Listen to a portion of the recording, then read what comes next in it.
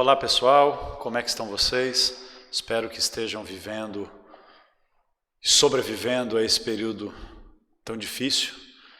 Mas estamos juntos, vamos trocar uma ideia hoje sobre cultura e vida urbana na Idade Média. Mais especificamente, nós vamos discutir um período da Idade Média chamado de Baixa Idade Média, que é uma fase em que a característica fundamental da Europa medieval, que é o feudalismo, já estava começando a entrar já estava vivendo um momento de crise e decadência. Então nós vamos tentar entender como é que a crise do feudalismo, a crise do velho mundo medieval feudal e a ascensão de uma nova realidade que ainda estava em gestação, ainda estava em formação, mas que ganhava força a cada dia, chamada capitalismo, como é que isso vai afetar as transformações sociais e culturais que a Europa estava vivendo nesse período da Baixa Idade Média, que vai aproximadamente do século XI, século XII, até o século XV. Beleza, minha gente? Vamos lá então. Como eu disse, a Baixa Idade Média tem como característica fundamental a formação do capitalismo. Isso significa o seguinte, minha gente, que dentro das cidades europeias, por causa da crise do mundo feudal e do renascimento comercial e urbano, que são assuntos que a gente já estudou lá atrás, ou seja, o feudalismo durante a Alta Idade Média conseguiu cumprir seu objetivo, que era de fechar e isolar a sociedade. Fechando e isolando a sociedade, garantiu uma estabilidade. Pararam as invasões estrangeiras, diminuíram as guerras internas, as epidemias, as doenças e os grandes surtos de fome. Nesse cenário de uma estabilidade social muito grande, em que a Igreja Católica exercia um controle muito forte sobre a produção e a difusão do conhecimento, sobre o que a sociedade considerava verdade ou não, no ambiente em que a nobreza era a classe social dominante, os senhores feudais e os nobres guerreiros, que tinham um poder e uma hegemonia sobre a sociedade baseada no nascimento, baseada na tradição. E também na posse de terras e também no controle militar dos exércitos. Numa sociedade em que não havia um sistema político de Estado unificado, em que havia reis, em cada reino tinha rei, mas cada senhor feudal comandava a sua zona feudal de maneira autônoma. Nessa sociedade feudal, a estabilização funcionou tão bem que acontece o quê? Um crescimento excessivo da população. Esse crescimento excessivo da população gera uma crise de falta de alimentos, de falta de recursos, de falta de terra fértil disponível para sustentar as pessoas e manter a estabilidade da sociedade. E aí, nesse cenário, a Igreja Católica, como instituição religiosa que hegemonizava o poder cultural, que controlava as mentalidades e a percepção, a visão de mundo da sociedade, a percepção do que era a verdade da vida, a Igreja Católica faz as cruzadas, tentando ao mesmo tempo fortalecer-se e também estimular a conquista de novas terras que permitissem combater a crise do feudalismo de excesso de gente, falta de terra. Deu errado. A igreja se fortaleceu, mas houve um efeito colateral, que foi a reabertura do comércio do mar Mediterrâneo, e nesse cenário, então, é que a gente afirma isso aqui, que a partir da Baixa Idade Média, ou seja, a partir da crise do feudalismo e das cruzadas, nós vamos ter o início da formação do capitalismo. Isso significa o quê? Profundas mudanças econômicas e sociais que estão abalando a realidade europeia.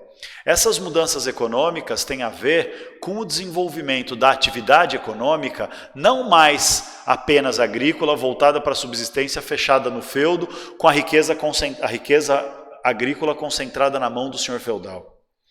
A formação do capitalismo significa a abertura de uma nova forma e de uma nova dinâmica do desenvolvimento da produção e do desenvolvimento da atividade econômica. Uma dinâmica voltada para o lucro, voltada para os negócios, voltada para a circulação da riqueza e não para o isolamento, voltada para negócios comerciais baseados em moeda e não na acumulação de produtos agrícolas ou na troca de produto por produto.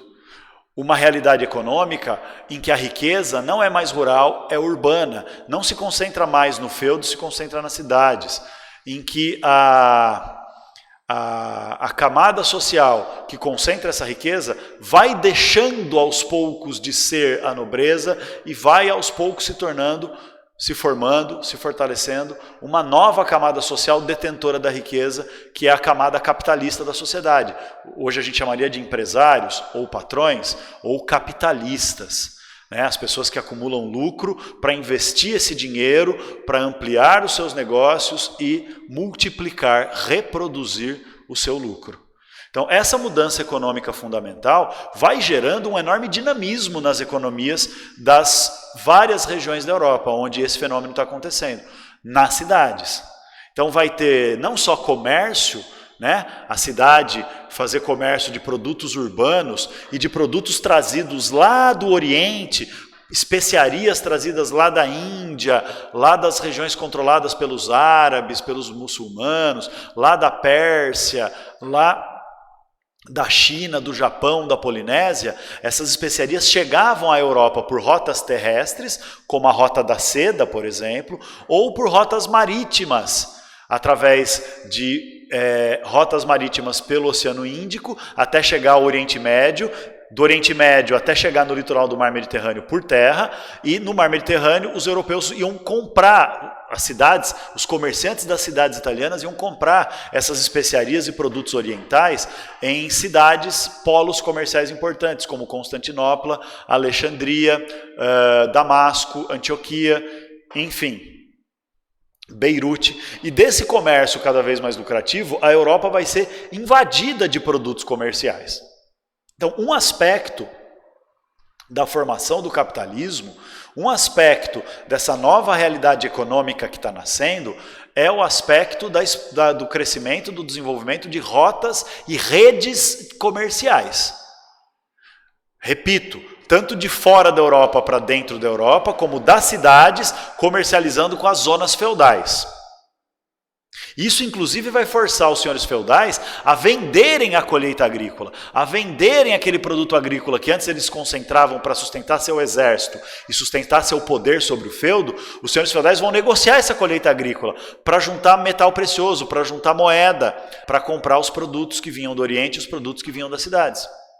Então há uma abertura da economia para a circulação da riqueza e a acumulação do lucro. E isso vai direcionando a riqueza, vai drenando os feudos, vai direcionando a riqueza cada vez mais para as cidades. Ora, nesse cenário então, gente, nas cidades que estão concentrando cada vez mais essa riqueza comercial, não é só o comércio que vai acontecer. Vai acontecer também o desenvolvimento de atividades artesanais, o surgimento de oficinas de fabricação de mercadorias, ferramentas, armas, equipamentos, roupas, calçados, tecidos, objetos de uso doméstico, enfim, uma infinidade de inovações técnicas, de invenções de objetos de tudo quanto é tipo de uso doméstico, uso de luxo, de entretenimento, uso para melhorar as condições técnicas do trabalho agrícola, ferramentas, portanto, enfim, uma infinidade de inovações e desenvolvimentos de mercadorias fabricadas nas cidades europeias através do desenvolvimento artesanal, manufatureiro, fabricação manual de produtos e mercadorias. Nas cidades, além então do comércio e da produção artesanal, nós vamos ter também o desenvolvimento de atividades de serviços, desde serviços braçais, como pedreiro, carpinteiro, marceneiro, até o desenvolvimento também de serviços intelectuais, como poetas, como juristas, gente que manja de lei para fazer acordos e contratos.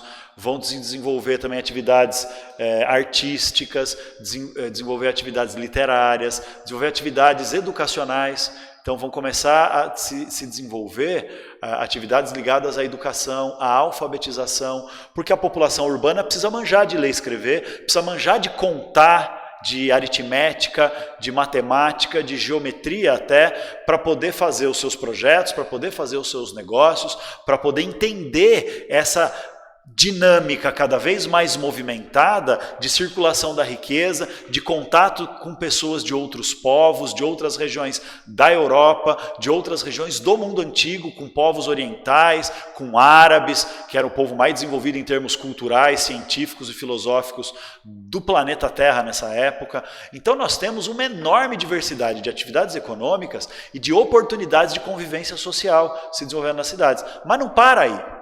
Quanto mais as cidades crescem, mais a riqueza circula, mais o lucro se acumula e os burgueses, os negociantes, os empresários, os capitalistas não vão aceitar fazer negócio de produto por produto. Então vai desenvolver moeda, o uso de moeda. Então vão desenvolver atividades financeiras também ligadas a essa gestação, a essa formação do capitalismo. Bancos, companhias de seguro, casas de câmbio, de troca de moeda de diferentes regiões. Então nós temos uma infinidade de coisas acontecendo nas cidades que nos levam a esta situação aqui, senhoras e senhores, que é a situação, do desenvolvimento de novos horizontes, ou seja, de novas oportunidades econômicas, novas oportunidades sociais. O que quer dizer novas oportunidades econômicas? Quer dizer que as pessoas não eram só ou nobre, isso é oportunidade social. As pessoas não estavam só presas no feudo para produzir agricultura ou viver da agricultura produzida pelo trabalho dos servos. Nas cidades, a pessoa podia ser burguês comercial, podia ser... Claro, tinha que se arriscar. Claro, tinha que ter competência nos negócios. Claro, tinha que se educar, que se formar. Claro, tinha que assumir esse risco do fracasso e da falência. Mas havia oportunidade, a possibilidade de juntar algum dinheiro e fazer investimento, e se tornar um burguês comercial, se tornar um burguês financeiro, se tornar um burguês artesanal, se tornar um burguês prestador de serviço, uma pequena burguesia prestadora de serviço, se tornar um intelectual, um prestador de serviços intelectuais, se tornar trabalhador livre, que é a pessoa que trabalhava por conta própria, ou artesão, ou funcionário das empresas comerciais e financeiras. Então havia uma infinidade de oportunidades econômicas que vão gerar uma nova realidade social nas cidades. Então os novos horizontes, novas oportunidades sociais ligadas a quê? Ao fato de que na cidade não é todo mundo ou clero, ou nobreza, ou terceiro estado, terceira camada, trabalhadores rurais, como era na época do auge do feudalismo. Nas cidades tem nobreza, sem dúvida nenhuma que tem nobreza vivendo ali, né? Os nobres mais poderosos, eles tinham residências nas cidades para ter acesso a esse mundo dinâmico, a esse mundo do conhecimento, a esse mundo em modernização. O clero também vivia nas cidades, porque nas cidades eram onde ficavam as sedes de bispados, ou seja, os centros de poder político da Igreja Católica, onde vivia o alto clero, era nas cidades. Então havia catedrais, havia grandes templos e palácios religiosos ligados a essa alta nobreza que convivia no ambiente da cidade. Havia trabalhadores, não trabalhadores rurais, mas trabalhadores livres. Havia profissionais liberais, a chamada pequena burguesia, e havia burguesia. Burguesia pobre, ou melhor, burguesia baixa, que não lucrava muito, e burguesia riquíssima, de grandes casas comerciais, casas bancárias, que acumulavam fortunas todos os anos. Então, essa gigantesca diversidade é que eu estou chamando aqui de novos horizontes. E esses novos horizontes incluem o contato com outros povos, especialmente os povos do Oriente, principalmente os árabes, que têm outra cultura, outra mentalidade e outro grau de acesso ao conhecimento, à ciência, à arte e à riqueza intelectual. Então, isso torna as cidades europeias grandes centros e grandes espaços de troca. Troca comercial, troca econômica, capitalismo, busca do lucro e trocas de informações, de conhecimentos. Porque dinheiro, produto, riqueza não se produz sozinha e nem circula por conta própria.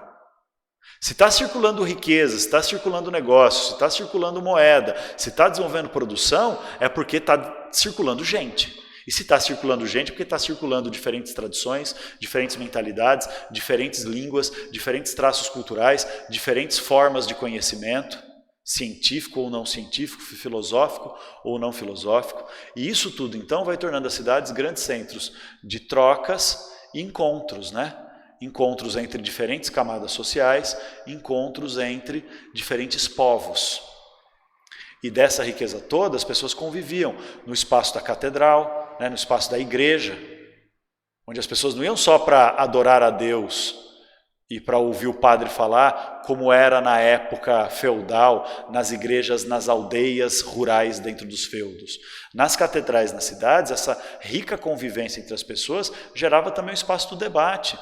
Como a catedral era o maior espaço público, que as pessoas podiam circular e entrar dentro das cidades, era a praça e a catedral, os grandes espaços públicos de circulação de pessoas de diferentes camadas sociais.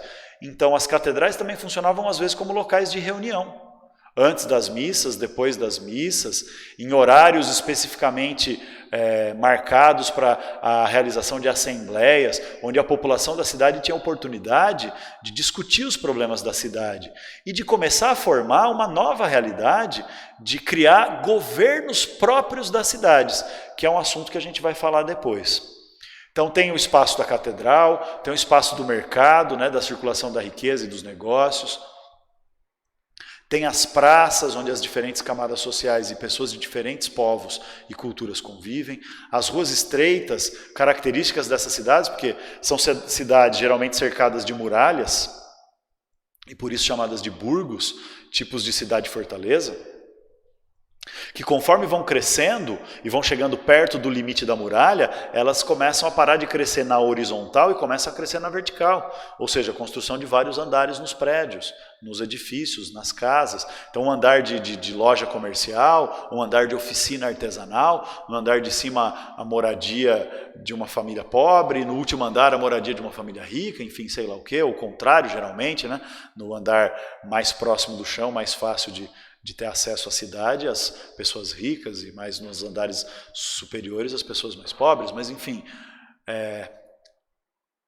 como a cidade está crescendo desse jeito, as ruas vão se desenvolvendo, a expansão urbana vai se desenvolvendo sem planejamento e vão sendo ruas estreitas, vielas estreitas onde passam pessoas a pé apenas, ou ruas estreitas com espaço de passar uma carroça para transporte de mercadoria. E é esse caos e essa dinâmica do imprevisível que vai caracterizar nas cidades europeias, em oposição claríssima a quê? Ao entorno rural, que ainda é feudal. Então nós temos dois mundos convivendo, percebe? O mundo da cidade, que é o mundo do desenvolvimento do capitalismo, da burguesia, dos negócios, das diferentes camadas sociais. E o mundo feudal, que ainda é predominante, em que ainda a maioria das pessoas vive, tipo 80% das pessoas ainda está nos feudos, as cidades estão crescendo, sem parar. Mas a zona rural ainda é o local de moradia da maioria das pessoas. E na zona rural ainda é uma realidade feudal. Então nós temos um contraste nessa realidade europeia, entre a cidade e o campo, entre os espaços de convivência pública e os espaços em que a população pobre está vivendo nas periferias, enfim, na zona fora da muralha, porque a cidade cresce tanto que vai começar a crescer para fora, e aí são lugares com menos segurança. As cidades vão começar a querer se abrir, não viver dentro da muralha, começar a querer se abrir para quê? Para o contato com outras cidades, com outros povos, com outras regiões, e aí as cidades vão ter portas cada vez mais largas e um número cada vez maior de portas nas muralhas das cidades para permitir a circulação, vão construir pontes nos rios, vão construir estradas, e nas beiras dessas estradas e trilhas de transporte, a cidade vai se expandindo, novas lojas, novas oficinas artesanais, novos locais de moradia, enfim. A cidade é o espaço da vida dinâmica, em desenvolvimento cada vez mais forte, junto com o desenvolvimento do capitalismo. Então é isso, gente. A cidade é o espaço urbano, o espaço da convivência social, do novo e do velho, ou seja, do capitalista urbano e do rural feudal. As diferentes camadas sociais convivem ali e essa diversidade econômica toda caracteriza uma realidade cada vez mais rica. Dá uma olhada nessa imagem junto comigo. Essa imagem tem na apostila de vocês, inclusive, na aula 13 do material, e é uma imagem que é o detalhe de um afresco, de uma pintura mural, chamada Alegoria e Efeitos do Bom e Mau Governo. Foi pintado por um artista chamado Ambrogio Lorenzetti, na cidade de Siena, na Itália. Então você percebe que aqui tem um contraste, ó, a muralha separando a cidade e a sua diversidade riquíssima e dinâmica da zona rural e sua realidade ainda feudal. Mas veja que agora nós temos um elo que busca fazer a ligação entre esses dois espaços, a ligação entre as longas distâncias. Ó, nós temos uma estrada, nós temos uma ponte sobre o rio, que é exatamente para conseguir fazer o quê? Para conseguir fazer essa gradual abertura da realidade urbana, que era fechada por muralhas para se defender na época da Alta Idade Média, na época do feudo, e agora a muralha começa a atrapalhar, porque a cidade passa a ser o espaço da circulação, do encontro, né, da convivência das diferentes classes sociais. E essa convivência não quer dizer que é pacífica, não quer dizer que é igualitária, não quer dizer que é harmônica, não quer dizer que é feliz, mas é uma convivência conflituosa às vezes, tranquila às vezes, mas é uma convivência em diferentes camadas sociais. Olha o detalhe desse afresco, o que está acontecendo na cidade. Você está vendo que louco? Ó? Gente do clero convivendo com negociantes, burgueses, convivendo com pessoas da nobreza, que estão desfilando, né, o seu poder, a gente trabalhando na construção de casas, as torres dos palácios e das igrejas, ou a torre da igreja aqui, como os locais de destaque, porque são os centros de poder, né, o palácio de governo, as residências das mansões da nobreza, as grandes mansões dos burgueses ricos que vão querer rivalizar com o poder da igreja e com o poder da nobreza, né? Então nós temos tudo quanto é coisa se desenvolvendo aqui na cidade. Os espaços de circulação de pessoas, ó, as ruas estreitas, aqui é a praça do mercado, um lugar mais amplo. Então é essa realidade riquíssima e dinâmica e diversificada que vai caracterizando as cidades medievais.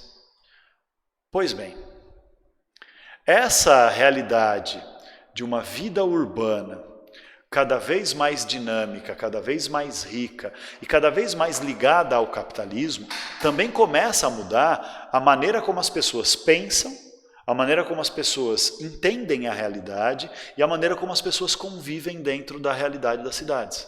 Então há um dinamismo, há o desenvolvimento de uma nova realidade que não é só material. A mudança material na economia, com a formação do capitalismo, o desenvolvimento das atividades voltadas para o lucro, atividades comerciais, artesanais, financeiras e de serviços, a mudança na sociedade, com o desenvolvimento da burguesia, que é uma camada social que não se encaixa na realidade feudal, essas mudanças vão puxar também uma mudança no estilo de vida e no comportamento e na convivência e na mentalidade das pessoas. Então, dá uma olhada aqui comigo. O desenvolvimento do capitalismo e o crescimento das cidades, sua diversificação e seu enriquecimento, não só econômico, mas também cultural, com a influência do contato com povos orientais, como os árabes e tudo mais, etc., isso vai gerar novas visões de mundo, ou seja, novas maneiras de compreender a realidade. O primeiro elemento que eu queria destacar é a mudança na própria percepção do tempo. E essa é uma reflexão muito interessante. Não é por acaso que é exatamente nesse período da Baixa Idade Média que vai ser inventada uma nova tecnologia, que era o relógio mecânico.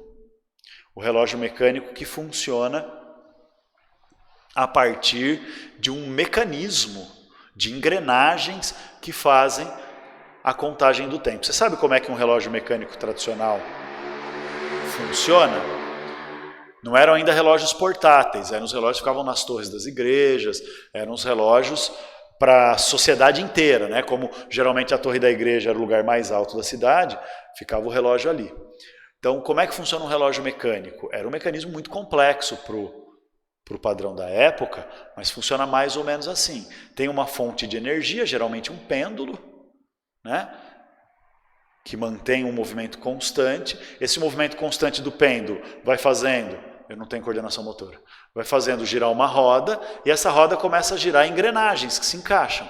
E aí, o pêndulo funcionando, e com o funcionamento do pêndulo girando um eixo, não é uma roda, desculpa, é um eixo. Esse eixo ligado a engrenagens que também começam a girar, articuladas umas com as outras, essas engrenagens são ligadas a um conjunto de ponteiros. As engrenagens maiores, elas vão demorar um tempo maior para girar. E aí elas vão marcar as horas. As engrenagens médias vão levar um tempo médio para girar e vão marcar os minutos. E as engrenagens menores, que vão girar rapidamente, elas vão fazer o movimento do ponteiro dos segundos. Então, esse relógio mecânico permite o quê? Racionalizar o tempo, planejar o tempo, medir o tempo com precisão. E isso aconteceu na Baixa Idade Média por dois motivos. Primeiro, pelas necessidades do capitalismo. O capitalismo precisa de um tempo racionalizado, precisa de um tempo medido, precisa de um tempo precisamente controlado. Porque no capitalismo tempo é dinheiro. Tempo é dinheiro porque dependendo de quanto tempo levar para você entregar a mercadoria, você vai fazer mais ou menos negócios. Dependendo de quanto tempo levar para você viajar até o litoral nas cidades italianas, comprar especiarias orientais e trazer de volta, esse controle sobre o tempo é essencial para a velocidade dos negócios e a capacidade de acumulação de lucro. Você vai pagar o seu trabalhador. Se você é um burguês artesanal, você vai pagar o seu trabalhador. Então você precisa medir o tempo do trabalho dele para você pagá-lo pelo tempo, assim, tudo que ele produzir naquele tempo pertence a você. Então, o lance do controle do tempo passa a ser uma coisa fundamental no capitalismo. E só foi possível ter o controle do tempo, por quê? Porque o desenvolvimento das cidades, dos conhecimentos, da atividade intelectual, a busca de inovações técnicas para fazer ferramentas melhores, para fazer equipamentos melhores, para fazer produtos mais diversificados de maior qualidade, isso tudo leva ao desenvolvimento de uma capacidade de inovação, de uma capacidade de invenção que até então, durante o período feudal, a Europa não conhecia mais. Por isso que, injustamente, a época feudal é chamada de Idade das Trevas. Porque grande parte do desenvolvimento técnico, das inovações técnicas, ficou um pouco congelada por um bom período. Então, nas cidades, a velocidade da inovação técnica é muito forte, a ponto de criar máquina de medir o tempo. A ponto de alguém pensar matematicamente, pensar logicamente, em dividir o tempo em pedacinhos iguais e fazer o ponteiro do relógio girar numa velocidade constante para a gente poder marcar esses pedacinhos iguais de tempo. Cada virada do ponteiro dos segundos marca um segundo. Claro. Como é que eu sei o que é um segundo? Eu sei o que é um segundo porque eu preciso de 60 desses para formar um minuto. Mas como é que eu sei o que é um minuto? Porque eu preciso de 60 desses para formar uma hora. E como é que eu sei o que é uma hora? Porque eu preciso de 24 dessas para formar um dia. E como é que eu sei que é um dia? É o espaço entre o sol nascer, sumir, nascer de novo. 24 horas. Percebe? Então, essa percepção matemática da vida só é possível no capitalismo, porque o capitalismo é racional, o capitalismo é matemático, porque o capitalismo precisa de contabilidade, contabilidade das vendas, contabilidade do que foi fabricado, contabilidade do dinheiro, contabilidade do lucro, contabilidade do tempo. Como é que era o tempo antes, na cidade medieval? O tempo era o tempo do sagrado. O tempo era o tempo divino. Então, como é que as pessoas sabiam da passagem do tempo? Pela natureza, né? No feudo, na zona rural, as pessoas sabiam a passagem do tempo pela natureza. Ninguém pegava o celular e falava assim, deixa eu ver que horas são. 16 horas, que é a hora que eu estou gravando essa aula. Não. Como é que as pessoas sabiam que horas eram? Não sabiam exatamente que hora era. Elas olhavam para o sol e sabiam, porra, agora é meio-dia. Porque o sol está a pino. Ou, nossa, agora já é meio da tarde, porque o sol está a meio caminho do horizonte. Para mim, na posição que eu estou agora, o oeste é para lá, que é onde o sol se põe. Então, se o sol está para cá, é manhã. Se o sol está para lá, é tarde. Se o sol está quase chegando à linha do horizonte, está anoitecendo. Se o sol está saindo da linha do horizonte, está amanhecendo. Era a medida do tempo. E nas cidades, a medida do tempo era controlada pela igreja. Então, quem fazia o controle do dia? Então, batia o sino da igreja na hora de acordar. Não tinha despertador para as pessoas. Tocava o sino da igreja na hora de acordar. O que era a hora de acordar? O momento antes do sol nascer. Aí no meio do dia tocava o sino. O sino avisava para você que a vida está passando. E o sino da igreja. Então o tempo era o tempo sagrado. Era o sino que avisava quando morria alguém na cidade. Tocava o sino com um determinado estilo de badalada. Todo mundo que morava na cidade já sabia, ih, morreu alguém. Vamos descobrir por quem dobram os sinos. Por quem os sinos estão dobrando. Ou seja, dobrar porque eles faziam assim para o badalo do sino bater no lateral e fazer pem, pem, pem, fazer o barulho. Então vamos lá descobrir por quem dobram os sinos. Ou seja, vamos descobrir quem morreu. De domingo, a batida do sino era para chamar para a missa. Então batia o sino uma determinada hora, que era a hora de se preparar para a missa. Batia um sino um pouco diferente, um pouco mais tarde, que era a hora de ir para a missa. Que a missa ia começar. Então, quer dizer, era a igreja que regulava a passagem do tempo e não tinha nada a ver com o tempo matemático, racional, planejado, dividido em blocos, para poder ser negociado, né?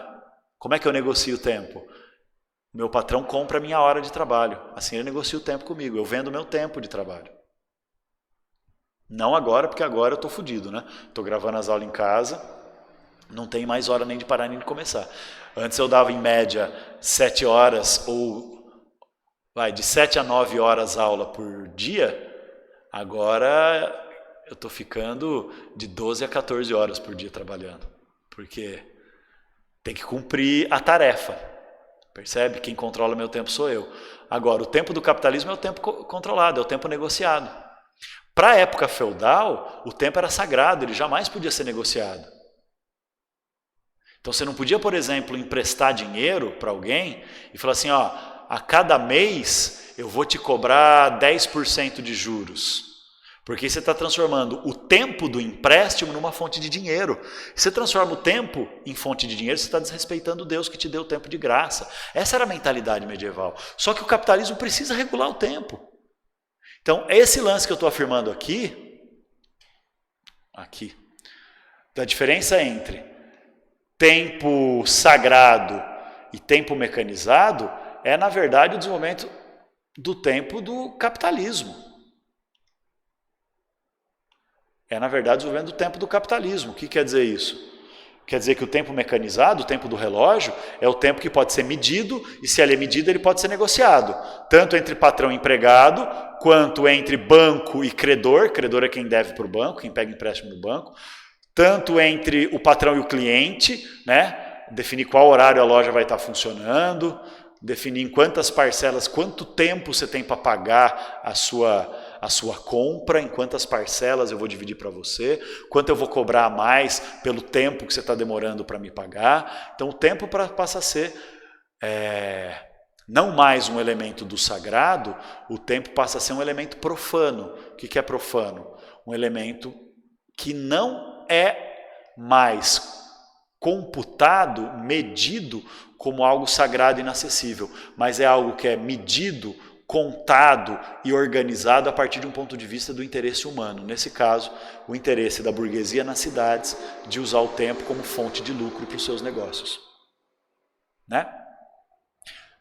Outro elemento importante dessa realidade cultural, dessa nova visão de mundo das cidades, é o desenvolvimento do que a gente vai chamar de antropocentrismo. Ou seja, o rompimento da noção de que Deus é o centro de tudo, de que Deus e a igreja, que fala em nome de Deus, é o centro do poder, o centro do conhecimento e o centro do controle sobre a sociedade. É a ideia de que o homem está no centro da realidade porque o ser humano é que com o seu conhecimento racional vai conseguir entender a realidade. O ser humano está no centro porque o homem, com sua atividade, que vai mudar a história, que vai mudar o mundo, que vai moldar a realidade. É o ser humano e não Deus que faz negócios. É o ser humano e não Deus que desenvolve o conhecimento. É o ser humano e não Deus que busca a compreensão da realidade de uma forma mais crítica. É o ser humano e não Deus que resolve os conflitos sociais. É o ser humano e não Deus que cria as leis. Então, nesse ambiente capitalista urbano, cada vez mais é o homem, o humanismo, né? O homem é que é a medida da vida da sociedade, do que é certo e errado, do que é bom ou ruim, do que é justo ou injusto, do que é verdade ou mentira, do que é o conhecimento e do que não é conhecimento. E é o indivíduo, o ser humano individual, que é cada vez mais aquele que faz a história acontecer. Então nós temos nas cidades o desenvolvimento, claro, olha para mim, claro que isso não está acontecendo de uma hora para outra. Claro que isso é um processo longo, lento, de transição entre uma mentalidade teocêntrica e coletivista, que era o feudalismo, teocêntrica porque era a igreja que era a fonte do poder e do conhecimento. Coletivista, porque no mundo feudal, medieval, os camponeses tinham que ser coletivistas, porque eles tinham que trabalhar junto no feudo, senão eles não conseguiam produzir o suficiente para pagar os impostos para o senhor feudal e conseguir viver. A nobreza tinha que ter uma visão coletivista de união da nobreza, porque se a nobreza não fosse unida, ela não controlava militarmente os camponeses, não abafava as revoltas e não continuava sendo a camada social dominante e controladora das terras e da força militar. A igreja precisava que o povo tivesse uma visão coletiva de somos todos cristãos. Então nós vamos combater os inimigos do cristianismo, que podem ser os infiéis, os árabes, aqueles que acreditam em outras religiões monoteístas, podem ser os pagãos, os não cristãos que acreditam em religiões politeístas, podem ser os gentios, que são povos desconhecidos que também não têm a religião cristã, podem ser os hereges, que são pessoas que vivem na Europa, que deveriam ser cristãs, mas têm ideias diferentes da verdade da igreja. Então, para a igreja, essa noção de coletividade cristã é fundamental para sustentar o seu poder. Só que na cidade está acontecendo o quê? A valorização cada vez maior do indivíduo. O que é o indivíduo? A pessoa com sua história. Primeiro porque o capitalismo é individualista. O capitalismo é individualista por quê? Porque é o burguês que faz negócios, é o burguês que contrata e explora os trabalhadores, é o burguês que tem habilidade para acumular o lucro, fazer negócios e desenvolver a acumulação de capital. Então isso não vem do nascimento, como a nobreza nasce nobre. Isso não vem de Deus, como a igreja diz que Deus criou a sociedade de uma maneira fixa e rígida. Essa possibilidade de ficar rico, essa possibilidade de ter luxo, essa possibilidade de viver uma vida cheia de prazeres, cheia de poderes, cheia de vantagens, cheia de privilégios, que nem o clero vivia, que nem a nobreza vivia, não era um elemento divino nem de nascimento, era um elemento que o indivíduo, que o burguês conseguia conquistar pela sua capacidade, pela sua inteligência, pelo seu esforço, pela sua habilidade e pela sua esperteza. Então esse lance de valorizar o indivíduo vai aos pouquinhos rompendo com essa noção coletivista feudal. Esse lance de valorizar o indivíduo como sujeito, como autor da sua própria história, vai aos pouquinhos rompendo também com o quê? Com a noção de que a igreja é a fonte do conhecimento. Porque eu que sou burguês sei que eu preciso aprender a ler e escrever, eu preciso aprender a contar para eu saber o que é necessário saber para fazer os meus negócios. Eu que sou professor, literalmente sou professor, né? O burguês era só um exemplo, mas eu que sou professor, eu preciso me apropriar do conhecimento, eu preciso produzir conhecimento para eu ter o que oferecer para as pessoas. Eu vou viver do quê? Eu vou viver das aulas que eu dou. E as aulas que eu dou vão ser atraentes para as pessoas que querem aprender? Depende. Elas só vão ser atraentes se eu conseguir o quê? Se eu conseguir fazer uma aula da hora, cheia de conhecimentos que elas não conheciam, e se eu conseguir desenvolver novos conhecimentos filosóficos e científicos para aprofundar essa visão de mundo. Então, não é mais a igreja que é a fonte exclusiva da minha verdade. Não é só a noção de coletividade cristã que é a fonte exclusiva das minhas relações sociais. Eu, enquanto indivíduo, produzo conhecimento. Humanismo, antropocentrismo. Eu, enquanto indivíduo, descubro a verdade das coisas. Humanismo, antropocentrismo. Eu, enquanto indivíduo, sou sujeito da minha vida e sou um sujeito que tem influência na história da sociedade. Então não é a vontade divina a única força que move o destino. Então esses elementos, minha gente, são elementos vitais para a realidade das sociedades urbanas da Baixa Idade Média. Tá bom? Beleza. Aí, claro que se tudo isso está mudando, né, gente? Também acaba mudando o quê? Também acaba mudando as relações políticas, né? Como as cidades estão crescendo em termos de tamanho, porque estão atraindo cada vez mais gente que está saindo do feudo, tentando escapar do poder do senhor feudal e viver na cidade.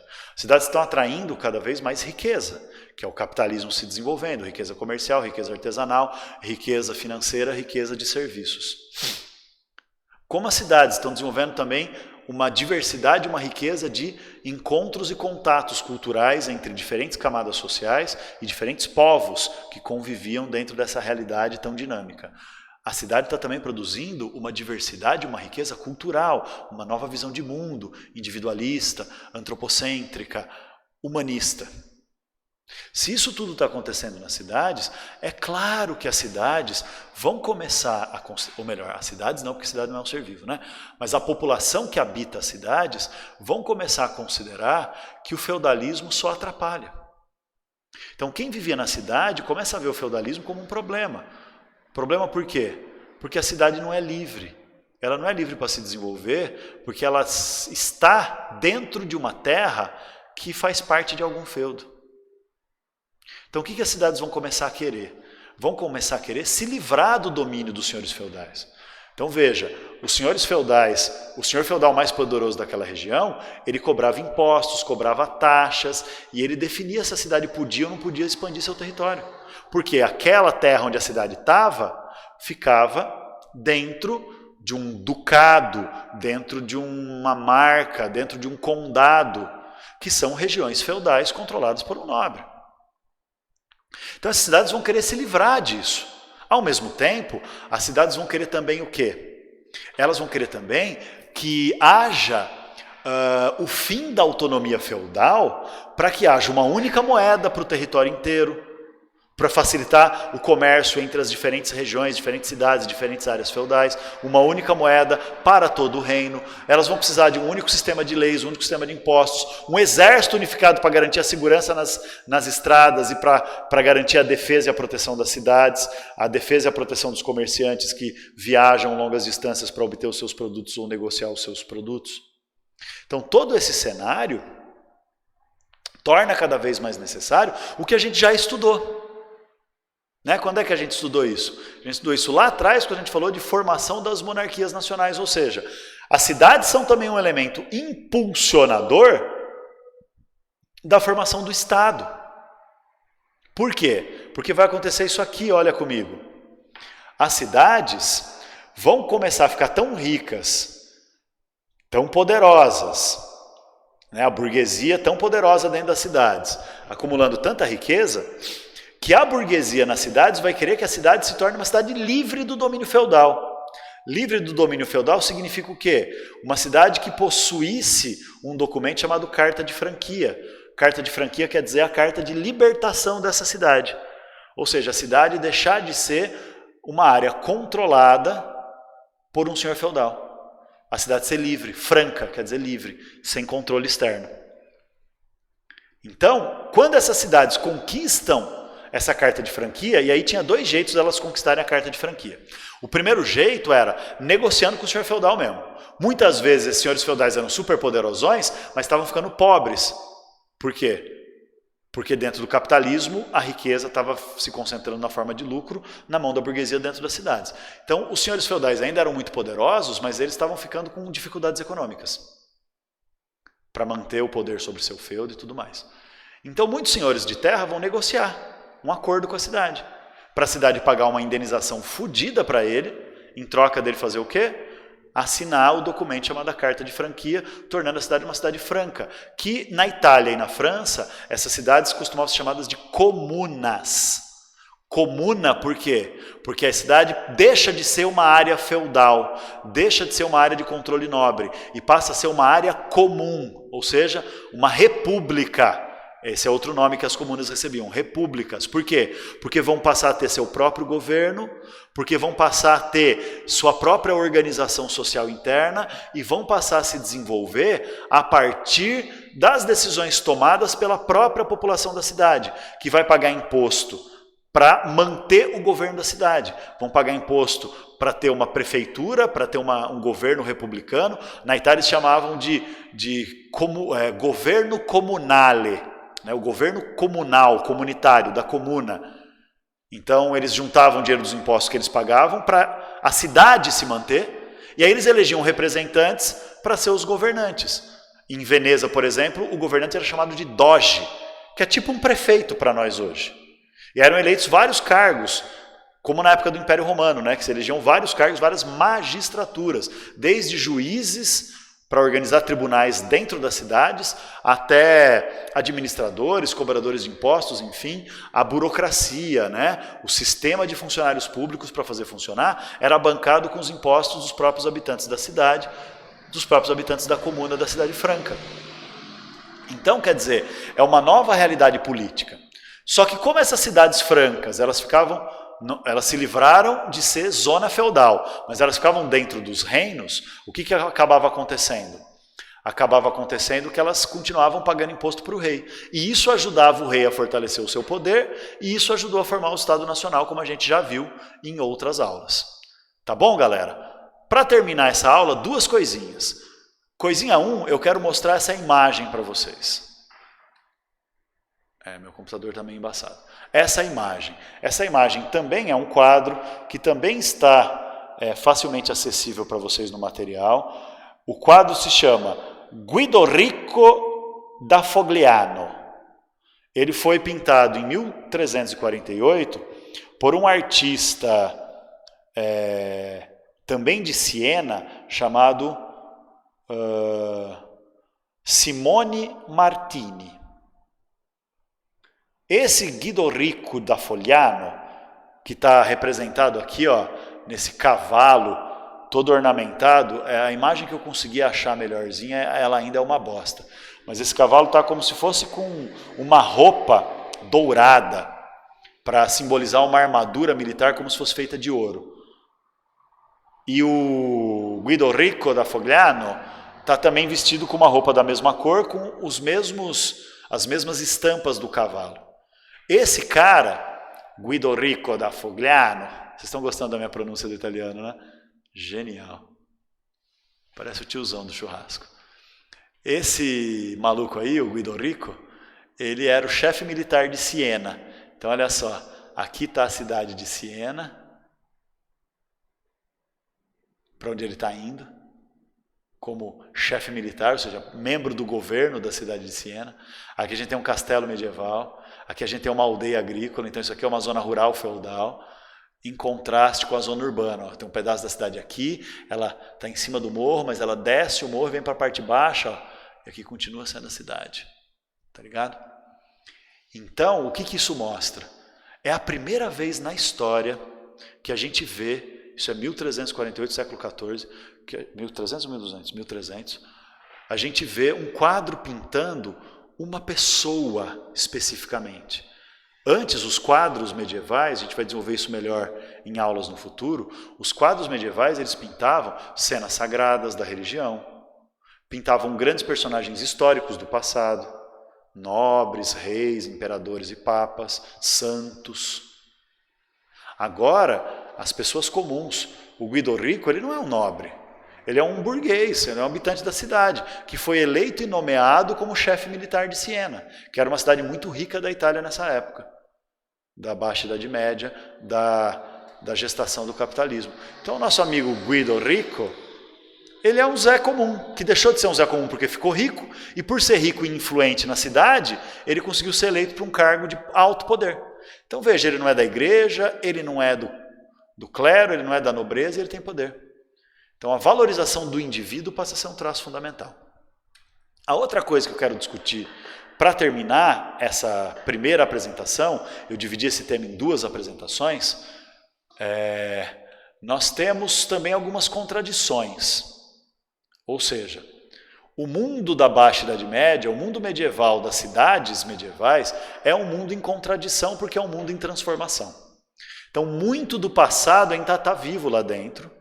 Apesar de cada vez mais o novo, que é o futuro se formando, o capitalismo se formando, o Estado Nacional se formando, a sociedade dividida em classes sociais, né? Porque olha que louco, é uma sociedade mista.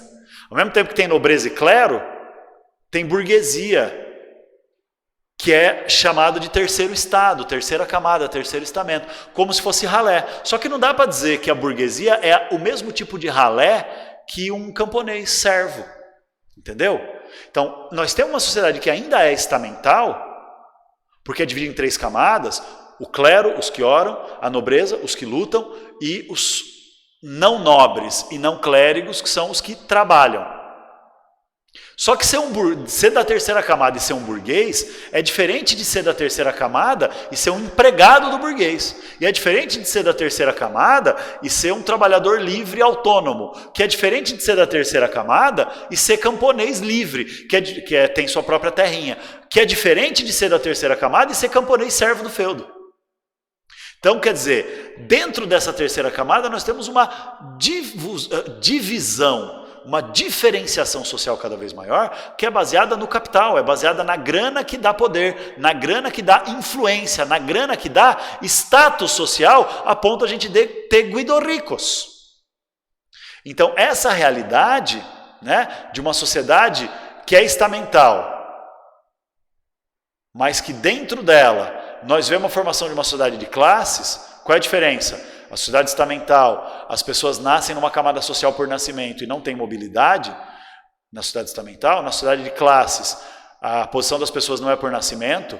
Claro, elas nascem numa família que está numa classe social, mas elas podem mudar de classe social porque a sua posição social depende do prestígio, da riqueza e do status, que é a sociedade capitalista. Então nós temos uma sociedade capitalista em formação dentro de uma sociedade feudal. E isso então gera contradições, ou seja, faz com que algumas coisas do feudalismo ainda sobrevivam. Por exemplo, ainda a maioria das pessoas nas cidades medievais tinham medo de ficar muito rico. Porque a igreja considerava que ganhar dinheiro através do trabalho era pegar o tempo de Deus, que é o tempo que você gasta trabalhando, para juntar grana, e isso é uma coisa profana, ou seja, é uma coisa indigna. Então o que as pessoas faziam? Muitas vezes tentavam seguir a regra da igreja de praticar o justo preço. O que é o justo preço? É definir o preço do produto pelo tanto de trabalho que você teve que fazer, que seria a grana necessária para você viver naquele tempo que demora para você fazer o produto. Esse é o justo preço. É não buscar o lucro, buscar apenas a manutenção das condições de vida do trabalhador. Ou no caso do burguês, se for ele um dono de loja comercial ou coisa desse tipo. Quanto mais o tempo vai passando, mais a burguesia vai se questionando disso e vai abandonando essa ideia. Mas no começo era muito forte, assim como a ideia da usura. O que é a ideia da usura? A ideia de que cobrar juros pelo empréstimo de dinheiro é pecado. Então quer dizer, fazer o que o banco faz é pecado. Pecado mortal, eles consideravam.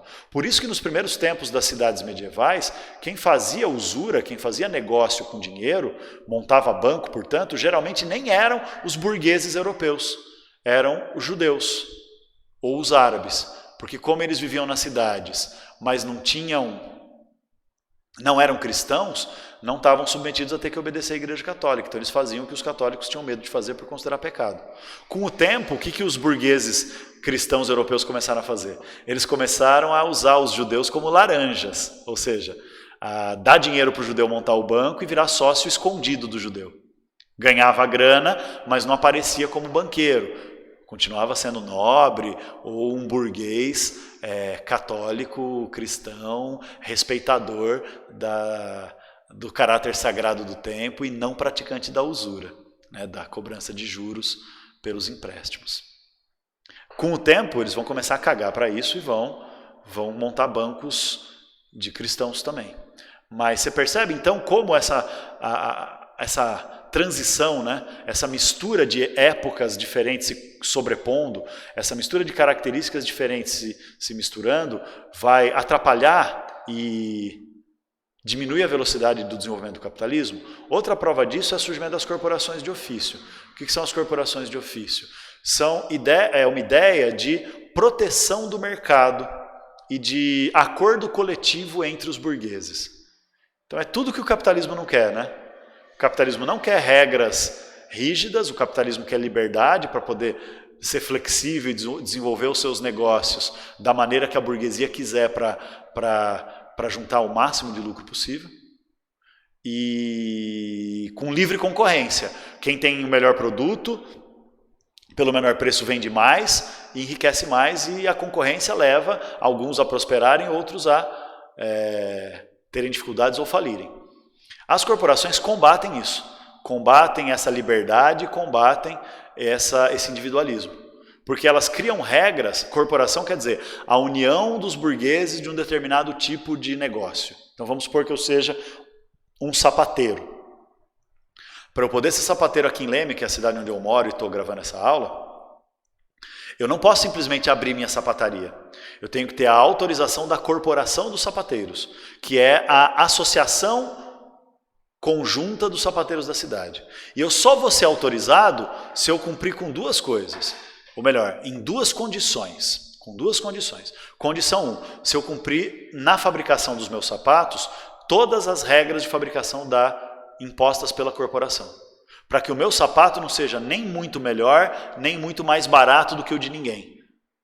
Para que todos os sapateiros da cidade possam ter a sua loja no seu bairro e conseguir ter os seus clientes no seu bairro. Então é para dividir a clientela, dividir o mercado e não concorrer pelo mercado. Além disso, eu só posso abrir uma sapataria se a corporação aprovar, porque ela só vai aprovar se a cidade tiver crescido, tiverem surgido novos clientes e as sapatarias que existem não estão dando conta. Aí eu tenho autorização de abrir uma sapataria. Então a corporação de ofício ela exerce controle coletivo sobre a atividade econômica. E essas corporações cobravam taxas dos seus membros. Então as corporações de ofício vão ficar ricas pra caramba. E vão ser grandes elementos de organização da burguesia por um tempo. Mas a tendência é o quê? Que essas corporações parem de criar regras comuns para deixar desenvolver a concorrência, o individualismo e a competição. E que é isso a característica básica do capitalismo. Não é mesmo? Então, minha gente, é isso nessa primeira análise. Vou discutir uma vida urbana e suas transformações. No próximo momento, na próxima videoaula, o que eu vou tentar apresentar para vocês? As mudanças culturais de arte, mentalidade, etc., que vão acontecer nas cidades medievais por conta disso tudo que está rolando, tá bom? Então, por enquanto, muito obrigado. A gente volta daqui a pouquinho. Abraço.